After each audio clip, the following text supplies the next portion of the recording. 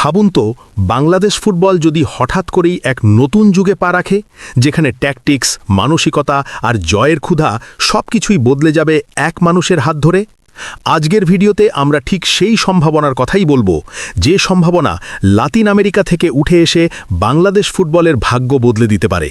কারণ সত্যটা হলো, আর নয় হ্যাভিয়ার ক্যাব্রেরা, এখন সময় এসেছে ক্যাব্রেরা অধ্যায়ের ইতি টানার। হ্যাঁ, অনেকেই বলবেন সর্বশেষ ম্যাচে ভারতকে হারিয়েছে বাংলাদেশ, কিন্তু এক ম্যাচের জয় কি পুরো ব্যর্থতার গল্প ঢেকে দিতে পারে? তার আগের ম্যাচগুলো যদি মনে করেন, তাহলে দেখবেন পারফরমেন্স ছিল হতাশাজনক, পরিকল্পনাহীন এবং দীর্ঘমেয়াদী কোনো ভিশন ছাড়াই। ক্যাব্রেরার অধীনে বাংলাদেশ দল কখনোই একটি স্পষ্ট পরিচয় পায়নি, না আক্রমণে, না রক্ষণে, না মানসিকতায়। অতীতে আমাদের ফুটবলে ছিল তথাকথিত সিন্ডিকেট প্লেয়ার সংস্কৃতি, যেখানে একটি গোষ্ঠীর প্রভাবেই পারফর্ম না করেও জাতীয় দলে জায়গা পাওয়া যেত। কিন্তু সময় বদলেছে।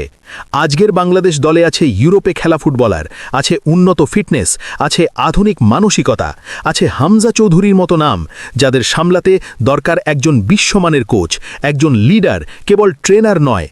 মেরুদণ্ডহীন, দিক নির্দেশনাহীন কোচ দিয়ে দেশের ফুটবলের লাভ তো দূরের কথা, বরং ক্ষতিই হচ্ছে দিনের পর দিন। বাংলাদেশ ফুটবলকে সত্যিকারে এগিয়ে নিতে হলে এমন কোচ প্রয়োজন, যিনি খেলোয়াড়দের সঙ্গে শক্ত সম্পর্ক গড়ে তুলবেন, তাদের বিশ্বাস অর্জন করবেন এবং মাঠে নামার আগে মাঠার ভেতর জয়ের নকশা আঁকবেন। ইউরোপের নামী কোচরা নিঃসন্দেহে ভালো, কিন্তু তাদের বেতন বাংলাদেশের বাস্তবতায় আকাশচুম্বী, যা বাফুফের জন্য প্রায় অসম্ভব। তাই বাস্তবসম্মত সমাধান যদি খুঁজতে হয়, তাহলে চোখ রাখতে হবে এশিয়া বা লাতিন আমেরিকার দিকে, যেখানে ফুটবল শুধু খেলা নয়, জীবন দর্শন। ঠিক এখানেই উঠে আসে এক বিস্ময়কর নাম, যিনি বাংলাদেশ ফুটবলের মোড় ঘুরিয়ে দিতে পারেন নিমিষেই। উরুগুয়ের সাবেক কোচ দিয়েগো অ্যালোনসো।